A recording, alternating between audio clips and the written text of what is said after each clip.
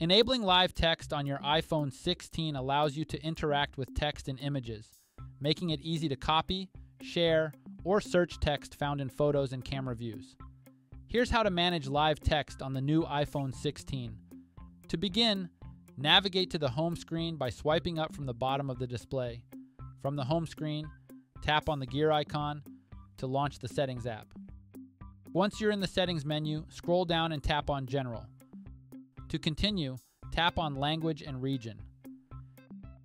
In the succeeding window, find Live Text, then toggle to turn on the switch next to it, on or off. To enable the feature, turn the switch on. When enabled, you can copy, share text from an image or search the web about it. To use this feature, simply launch the Photos app. Select an image with a text, then touch and hold on text within the image. Select the detected text to copy, share, or search the web. Should you wish to disable this feature, simply toggle the live text switch off. After disabling live text, close and reopen your Photos apps for changes to take effect.